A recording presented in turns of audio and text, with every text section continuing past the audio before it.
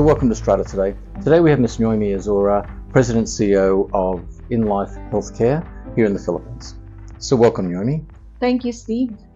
So we've had COVID around for about the past 2.5 years. How do you see that as impacting the overall sort of health industry, either here in the Philippines or worldwide? Let me start with the impact of COVID-19 on consumers. According to Nielsen and Ernst & Young market research, the pandemic made consumers rediscover the value of health and wellness, and more importantly, to rediscover the value of having health insurance coverage for oneself and for the family.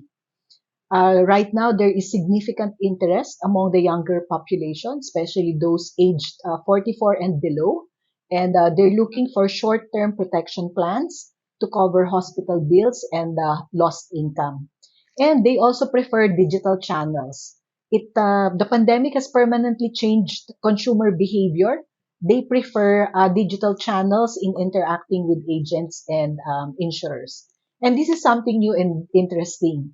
Consumers prefer insurance brands with social responsibility and empathy. And this is a consideration in their buying decisions. Well, I'm happy to share and proud, Steve, that InLife Healthcare has been proactive in addressing these consumer needs. We have been posting health bulletins in the prevention, diagnosis, and treatment of COVID-19 from the very beginning. I think as early as January, and those were the days when there was an outbreak in the Wuhan province of China. And then during the lockdown, we observed that our clients wanted information on how to maintain a healthy lifestyle. So not just about COVID prevention, but maintaining healthy lifestyle while indoors, like preparing simple and healthy meals, having indoor physical activity, look out for mental health and stress management. And our main channel of communication for these health bulletins were our Facebook page and email blasts. Of course, I'd like to let you know that the Philippines is a Facebook country. So it was a very effective communication platform for us.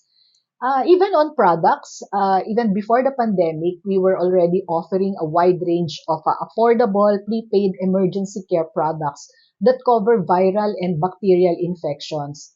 Our best seller costs about 1,750 pesos or 35 US dollars and covers 100,000 pesos or 2,000 US dollars worth of emergency care coverage.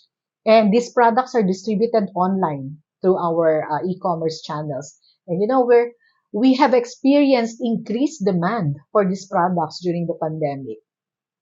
On ESG, based on our healthcare agreements, diseases under a pandemic are exclusions or not coverable. But we have made a decision to cover COVID-19 ex gratia at a time when healthcare coverage is needed the most. So we are proud to have established the InLife Healthcare brand as a reliable brand in good and in bad times. COVID-19 also impacted insurers, of course. The Insurance Commission reported high claims for COVID-19 cases between 2020 to 2021. It was about 16.7 billion pesos or approximately 334 million US dollars. And the life insurers and the HMOs together covered about 93% of COVID-19 claims. 54% was covered by the life insurance sector through largely death benefit claims, and 39% were covered by HMOs. But despite high claims for COVID-19, the industry still delivered positive net profit, demonstrating its resiliency. Another impact is about technology preparedness. So COVID-19 accelerated or stress tested transformation initiatives of insurers. During the pandemic, the insurers needed to ensure the protection and well-being of both its employees and customers. And in the case of InLife Healthcare, we have started our digital transformation journey early. That was in 2018. And during the intermittent lockdowns, our digital capabilities supported business continuity. And we were able to provide remote work arrangements that was secure while delivering uninterrupted service to our clients. Fantastic, thank you. And the other thing that's happened with COVID-19 is it's introduced a hybrid working environment, people working from home. How has that positively or negatively impacted the industry, do you think? Oh, it's a tale of two insurers.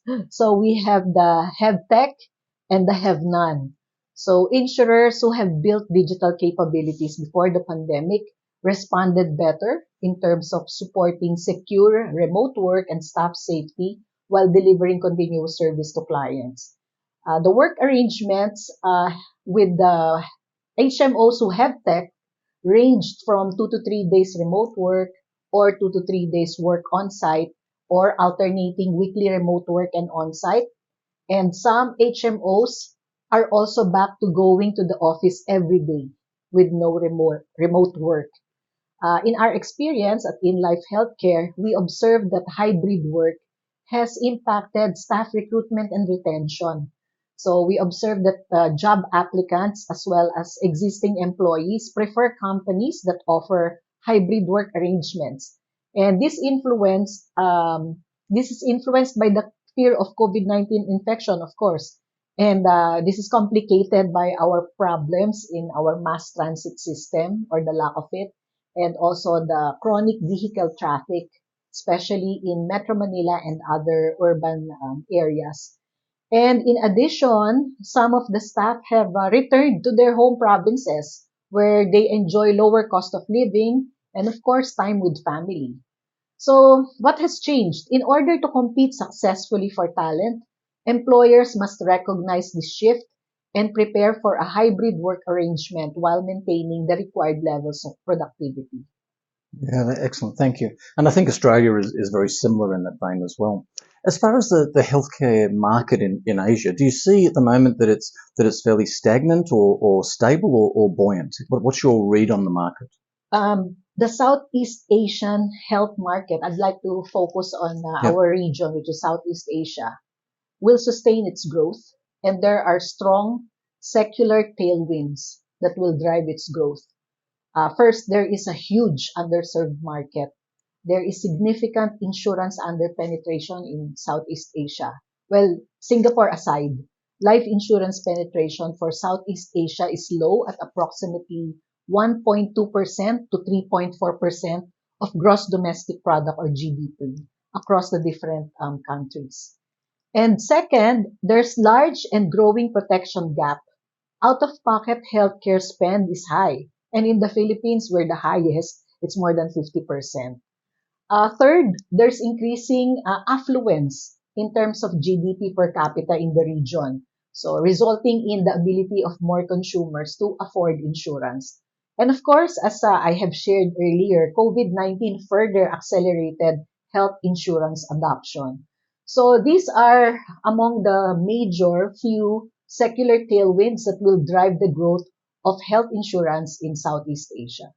Oh, excellent. Thank you for that insight. And the 2.5 years, how do you think it's changed you as a leader?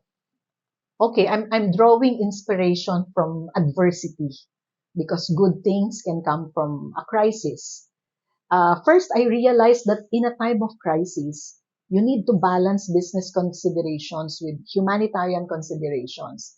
And this led to our decision to cover COVID-19 ex gratia, despite being exclusions in our healthcare agreements.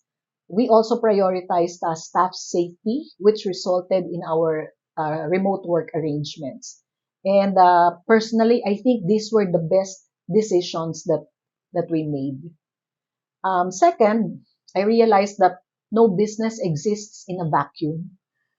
The pandemic made me realize the importance of working together, even with our competitors within our industry and with other players in the healthcare delivery system, including the government, our partner doctors and hospitals to address the pandemic.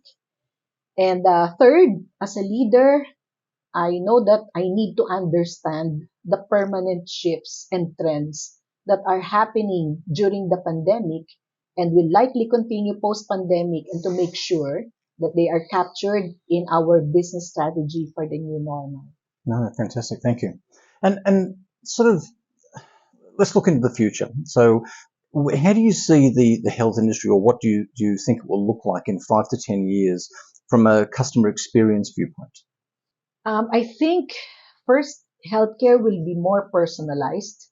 The advances in medicine and data science will enable a personalized or customized pathway to health and wellness that is unique to each person. And there will also be continued focus on prevention and healthy living. So consultations with the doctors will take the form of counseling about nutritious and not just nutritious, but good tasting meals, physical activity, weight management will still be there, but now a focus on mental health and sleep as also foundations of good health and well-being. Third, advancement in medicine will result, as it is already happening, in many cures for illnesses like HIV, cancer, heart diseases, and hypertension. And finally, this is happening rapidly right now. Healthcare is going to be digital in terms of healthcare delivery. We will see increased adoption in telemedicine, video consultation, and probably even cross-border consultations across geographies or countries. Access to medical services via digital channels will be in the future boundaryless. But for example, there needs to be probably it's dependent on the reciprocity agreements among the countries. Those are my views. No, no, thank you very much, and thank you very much for sharing sort of your insight today for our sort of viewers on LinkedIn, etc. On Strata today. So thank you. Okay, thank you, Steve.